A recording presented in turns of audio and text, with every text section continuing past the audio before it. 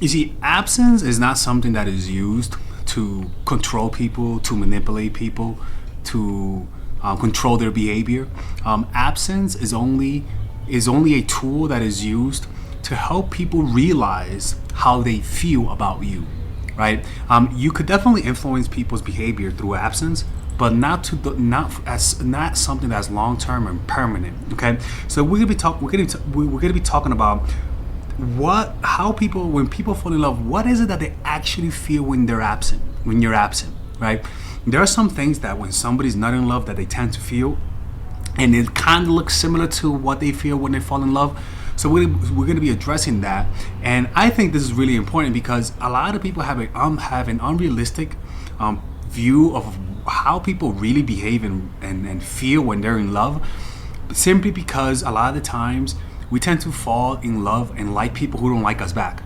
And so we have a misconception about how people really behave when they're in love. Ladies and gentlemen, a lot of people think these people who are in love are stoic freaks. Like, no, like these people are, when you're in love, you are a crackhead. Legit crackhead. Like Dave Chappelle type of shit. Okay? So let's talk about that. Look, one of the things about drug addiction is that you don't notice yourself getting addicted to a drug, right? It happens gradually. And the way that it happens gradually is that at first you don't have any craving for it, right? And as you keep doing it, you're gonna find reasons to do it, and the reasons to do it really are craving masquerading as a rationalization, right? You feel a desire to do it, and so your brain will literally come up with an idea that looks perfectly rational, right? Let's do crack on top of the mountain, right? And it's like incredible, like, and you think about doing crack, and it's like you think you're doing it just for the experience of doing it on top of a mountain, right? But deep down, there is a real craving that's being built up, and that tension is uncomfortable, and so the brain creates a vivid and strong image that's really compelling to you to make you do that. And this happens over time, and the more this happens, the more the ideas will come to you, and the more excuses you're gonna find to do that thing. But in that process, you don't think you're addicted. You don't think you're really falling into this addiction, simply because you're coming up with rational reasons, right? And so this is what tends to happen when people fall in love, is that initially because people showed us that a lot of times when you do a drug that you like, people don't like get addicted to the drug the first time, nor the second time, nor the third time, right? It takes a couple times to get to that point where they become addicted. It's the same thing, right? People who genuinely fall in love, who genuinely have a real love for each other, don't feel crazy intense chemistry in the beginning. They may feel like, I like them, I visually like them, I like their personality, you see things a little bit more clearly, so you kind of like what you see, right? But you still don't have that crackhead type of addiction to them, right? But what tends to happen is that over the weeks, as you keep seeing them and seeing them and seeing them, you begin to habituate. You begin to get used to their presence, right? You begin to get used to their voice, what they say, how they make you feel, right? But you don't notice this habituation. You don't notice how they're becoming an important part of your life. This tends to happen over time, right? Where you start liking them, but you don't realize you like them. You're just having a good time with them, right? Because as your brain and your body becomes habituated to them, right? You don't notice the type of high they're giving you, right? Until you're absent, right?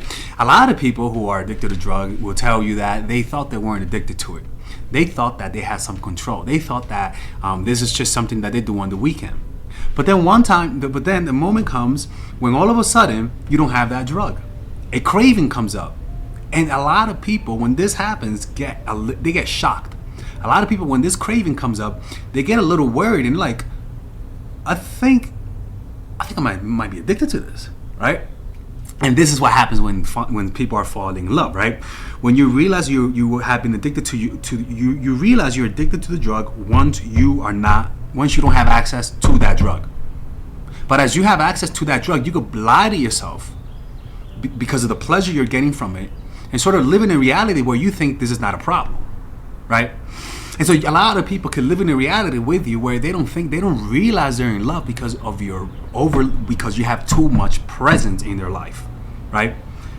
You realize how much how you realize how much they've been to, how much they matter to you once they're not there.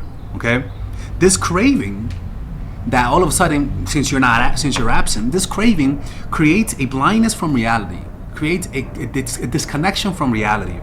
The intense emotional attachment blinds them from the negative consequences of taking that drug, blinds them of the negative consequences of being with you, blinds them from all of the red flags that you have. And that's why when you feel intense chemistry in the beginning, it's not good, because you might like them, but you might not realize you guys are not compatible at all. At all. You know? And intense emotions tend to be triggered by trauma, tend to be triggered because maybe you guys have a toxic attraction to each other. There's nothing wrong with feeling intense chemistry. The problem is the blinding aspect of it, right? Where you'll continue seeing someone despite the fact that they're not good, right? Right? And this intense emotional blindness, it blinds them from the negative consequences of their actions, red flags, and above all, they lose control of their behavior. They literally lose control. All they're focused on is getting that other hit, right?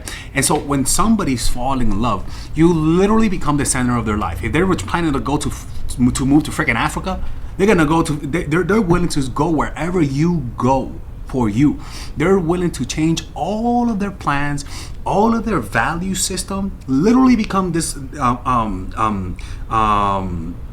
moved around.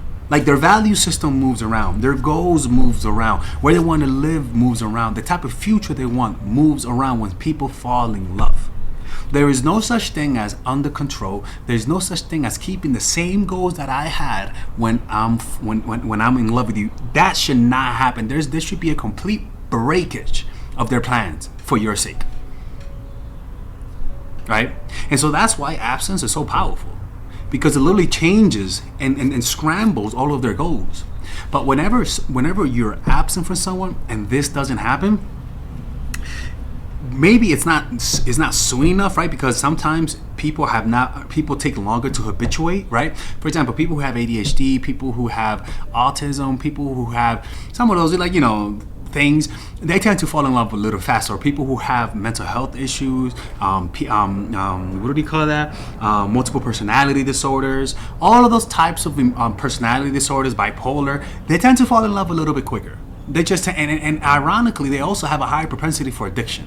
And also people who had traumatic childhoods, not having their parents, being abandoned, all of those things create a bumblefuckery of addiction and a bumblefuckery of negative, toxic relationships.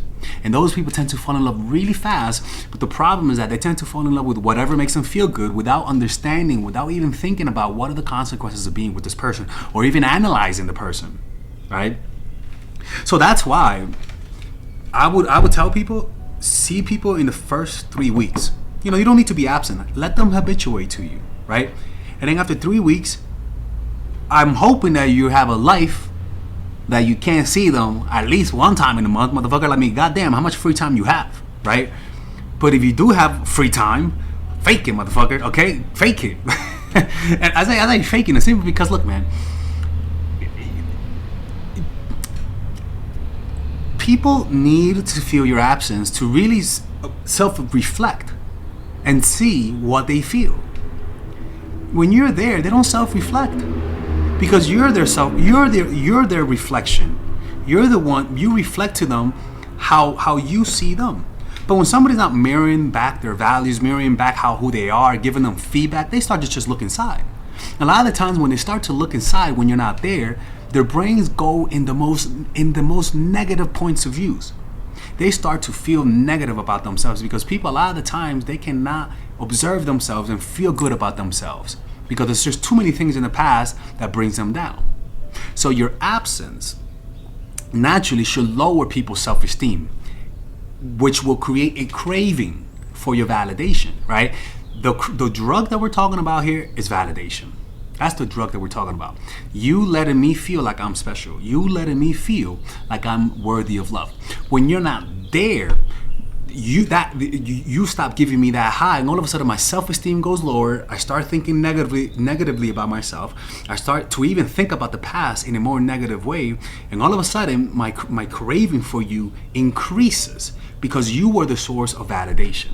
So then when that happens, when I begin to see you from the eyes of low self-esteem, because that's what happens when your partner is absent, by the contrast, because of looking up, or even like the perspective of looking up, you become more attractive in their eyes. They begin to exaggerate your positive traits, and they begin to diminish your negative traits. And it creates an edifice in their minds of almost like a god, somebody who's perfect, somebody who has no imperfections, right? And once this happens, what you'll notice is like a crackhead who doesn't have crack. They're gonna start texting you, calling, and doing things and breaking their own rules. Your absence should not make them mellow. Their absence should not make them meditate, motherfucker. Like, they don't watch my channel. Your absence should not bring them to enlightenment. They never went to a Vipassana retreat. Your absence should make them lose control over their emotions. And that is deeply pleasurable, because people have a lot of emotions inside that they want to be able to release. People are tired of holding on to the facade of stability and happiness. A lot of times people just want to let go and show their true self, their irrational, emotional, childlike self. And there is a release of tension that people find pleasurable. And you provide that for them. You provide them the ability to shed the adult exterior and be themselves, who they really are. Because when you're in love and you have no control over the person you love or the situation, that's when you begin to show who you really are, the childlike self, when you had no control over your life. All right? And so once they get there, once they come to you, you validate them, right? And all of a sudden they calm down. But now their attraction for you increases, right? And this process also happens to them, right? It should also happen to them, where you should also pull away so that they can also feel this experience and also test whether or not this sensation is a one-way street. Because a lot of times people don't realize the reason you feel chemistry and you think they feel the chemistry is because the feeling is so intense. You also think they're also feeling that. It's like somebody who's cracked out. They think everyone speaks at their same pace. They think they also see the little bunny walking around. No, you're cracked out, my dude. Everything is in your head, but because the high is so intense, you tend to project and you think other people feel the same way, right?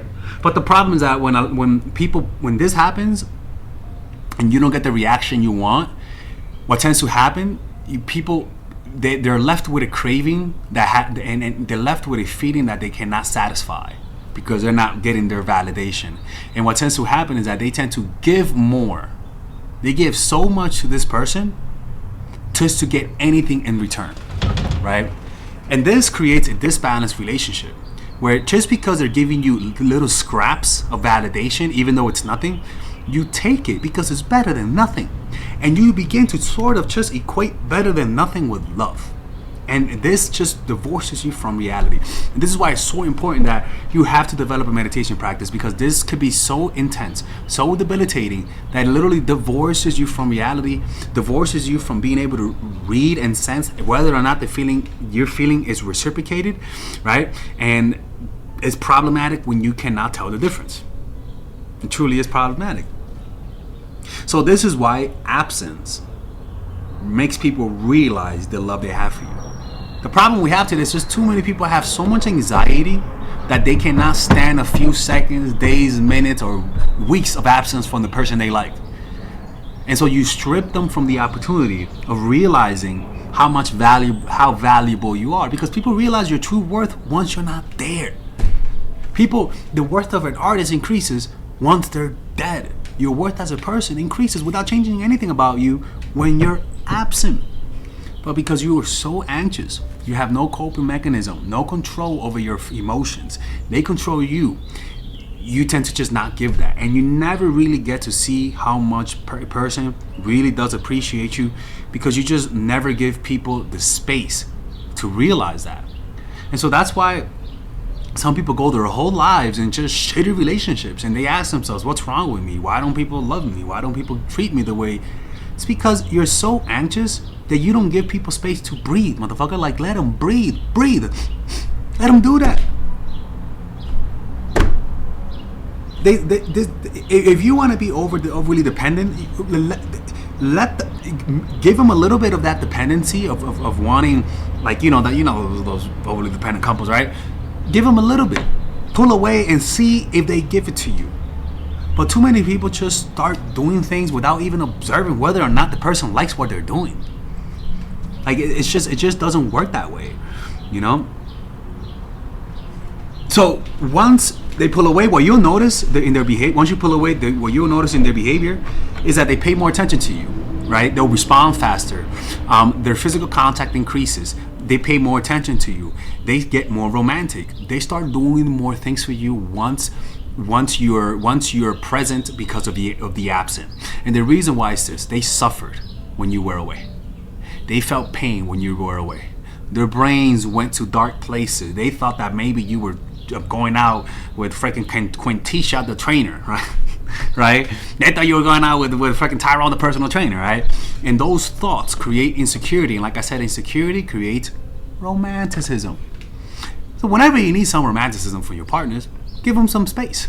Give them space for their minds to do the dirty work for you. And you'll notice that it becomes much more easier.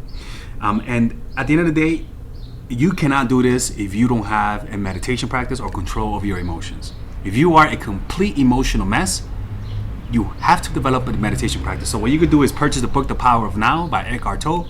Check out my course Emotional Mastery by clicking on the description down below, or go to a 10-day Vipassana meditation retreat by going to dhamma.org, dhamma.org, a 10-day silent retreat.